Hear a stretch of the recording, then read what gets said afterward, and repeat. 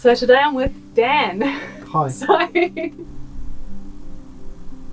when I first started caravanning, I searched on YouTube and all your videos came up, and then a lot of people, as I've kind of grown the YouTube channel, keep suggesting your videos to me. So it's a bit surreal meeting you. Well, thank you. Well, I suppose one of the first things I was struck, meeting someone in person, was how tall you are. You're taller than me, and one of the first things everyone always says when they meet me is, "Karen, you're really tall." And Really? You're a lot taller than me. Yeah. That's really interesting, actually, because one of the very first people I met in real life said exactly the same thing, and she is tiny. When did you start caravanning? So I've been caravanning with my mum and dad way back in the early 80s. Nice. And we had a Swift Conqueror, and we used to go away in it all the time. And I lived most of my youth, in my life, in the caravan, every single holiday, either in the Forest of Dean or in France. Okay. And that's where we spent most of our time. And my dad used to tow it with an old Cortina, an old Ford Cortina, and we used to go everywhere in it. And that's my happy place. When mum and dad were together and we were happy together, and we were doing all sorts, that was where we would be, in the caravan, off doing things. Yeah. And I'd wake up in the most uncomfortable bed at the back of the caravan. It was a canvas bunk bed, and it was awful. Oh, yeah. And we used to carry on caravanning in the winter and and through New Year's and what have you. And I always remember waking up freezing cold. But that's my happy memories. Yeah. Really happy memories. So when we bought a caravan, it was 2014, I think it was. We bought our first caravan, and that's where we started as the Trudgians. We started then. But of course, to get to that point, I'd done everything incorrectly, because all my memories based upon the early 80s of waking up with frost on my sleeping bag and being freezing cold, that's what I had as my memory. So I went out and kitted us out for every eventuality based upon my experiences of the early 80s. So consequently, we had all these super duper sleeping bags that lasted one night because we absolutely roasted. So technology had changed a little bit since then. And that's when I realised, at that point, I don't know anything about caravanning, so I need to research it, and that's really where the start of it all. What was the motivation for the channel? It was a conversation that Tom and I had, my eldest son, and he said to me, why don't we video some helpful tips? Because he could see me getting frustrated with not being able to find information on how to do things. And the first topic was, how do I clean my caravan? It's really simple, but there was lots of adverts of our product is the best product and this is this, what have you. But there was no guide, or there's no help, or there's no information on how do you clean a caravan and what are the things to look out for. So Tom and I just went a few times to the caravan, got a few routines set up and worked out what worked for us, and then we created that video, and that was the very start. We started at that point cleaning a caravan, and then I think we fixed the toilet, which was the one after that one. And we just carried on from there. Yeah, that's amazing. So and then it snowballed. It really snowballed. Yeah. Right, next question. Okay, this is more for what I've struggled with on my trip around the UK. Oh dear. Has been the roads and figuring out the right route. How do you find how to get from A to B with a caravan? What do you use? Whoa, that's a really good question. And it starts with Google Maps, Street View, and then I'm put to memory the route I want to take. To memory? And I zoom out, and the roads which stay illuminated, the more I zoom out, I think, well, that's your main roads. That's the ones I want to be going down. Oh, yeah. And as you go and zoom in, they fill in more details. But I try to commit as much as I can to memory of where I'm going and how I'm getting there.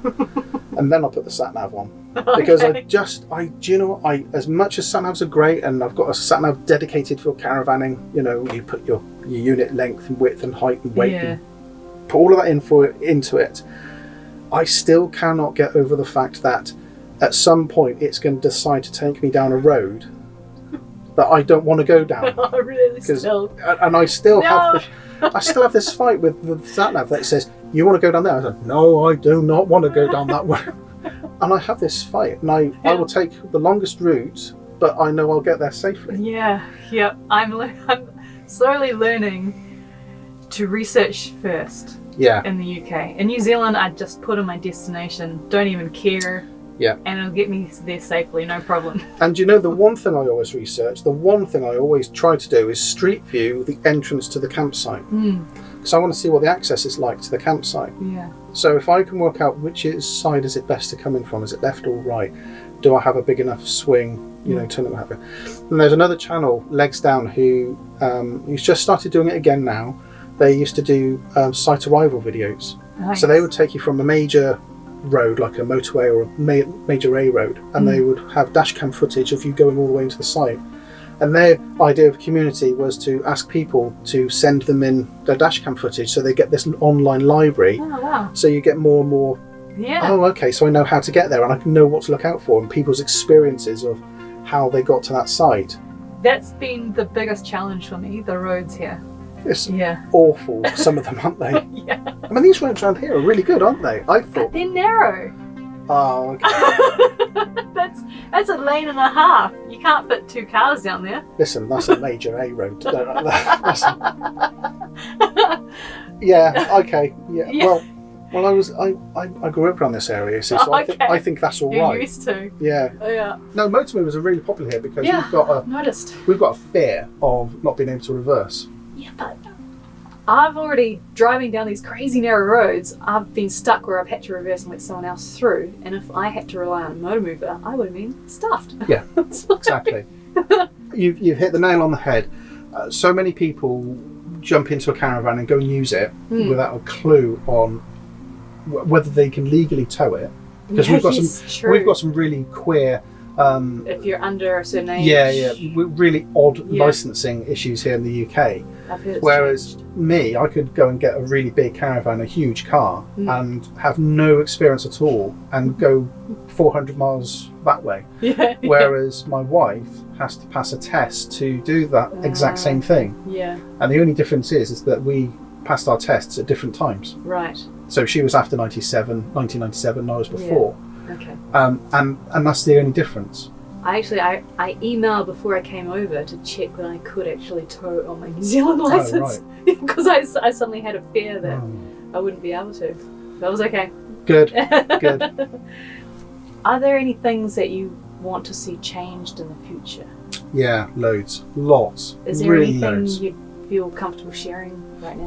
Yeah. I mean, we just touched on driving licenses. Yes. That needs a huge reform. Yeah. Because there are people driving who haven't got a clue, and frankly, it can be dangerous. And I think that the younger people who want to have a caravan and want to experience the great outdoors, I think they're being penalised. Yeah. Sure, they need to go through some extra tests, but I don't think it needs to be to the extent of the legislation it is at the moment. It's going too far. It's going too far, and it's putting a lot of people off. It's giving them the fear factor. Yeah. And the second thing I'd like to see is that manufacturers actually listen to people. Because at the moment the industry is really good at not listening to what customers actually want. They're great at telling us what we think we want, Right. but not listening to us. And then finally, the other thing I'd like to see is maybe bigger investment into the infrastructure. We're here in the UK, we're on the cusp of switching over to electric vehicles and hybrid vehicles, more so than diesel and petrol. And at the moment, there's no investment or very little investment into making that ready. Good point. Making campsites ready to take that on board. Yeah. And also, shouldn't we start with a caravan? If I'm towing with a caravan and I pull up somewhere and I plug this into the electrics, surely this should be able to accommodate charging a car up as well. Good point. And we should be thinking, the industry, not we, the industry should be thinking about how does EV vehicles and how can they all operate together? And Dusseldorf in Germany, there'll be lots of people with innovation and innovative ideas. I think maybe, again, the industry should listen to those people with really good ideas. Oh, I like that. Haven't even thought about that area. Yeah. It's a scary one, but it's also really exciting because it's now this opportunity and you can really do it. Well, things are always changing. Yeah. Well, it's like my experience in driving this car. I'm going to ask you about that car in a minute. My car's like 20 years older than this car, and there's quite a jump in technology between my car and this car. Karen, are you actually going to want to go home? Because you seem to have landed on your feet here. And one day I'm going to have to return these. But until then, there's no tracker in this car. Just pair off to Europe for a while. Absolutely. Just go See you next year. Before you go, before we wrap up, I've got some quick fire questions for you. Okay. You ready for this? Yeah. Okay. One word answer. Ready? Mm-hmm. Right. Beach or countryside? Countryside. Northern or southern hemisphere? Southern. North or South Island? South Island. England, Scotland or Wales? Scotland. Book or TV? Book. Sunset or sunrise? Sunset. And in one word, sum up England that you've seen so far. Sorry, sum up the UK that you've seen so far. Oak trees. Can I just say? Oak trees. Oak-trees. We can let that go as one word. Yeah, okay, we can let that go as one word. Yeah. Stones. Stones. I've been slightly obsessed with stone walls and stone bridges. You're not that far away from Avebury. Oh, yeah? Yeah, Avebury, so Stone Circle. Oh, yeah. Yeah, you're not far away from that at all. That's a good point. What's the one thing we always do on my holidays? Walk your dog. Okay. No. My dog's not in here. Well, there you go. Drink. Oh, look at the combinations. So we've got you a few there. I love these bottles. And then, of course, and I want to see this on your channel going forward, Yeah. you've got a Trudge mug. Oh, that's awesome. Can I just say it's the very last one as well? Oh, really? Yeah. Oh, I appreciate that. Oh, look at it. So there you go. That's awesome. Thank you. I want to see that in yeah, I'll in just New Zealand. strategically put Place. it in the That's background a little bit. Fantastic. Oh, I appreciate that. Thank no you. worries. Good stuff.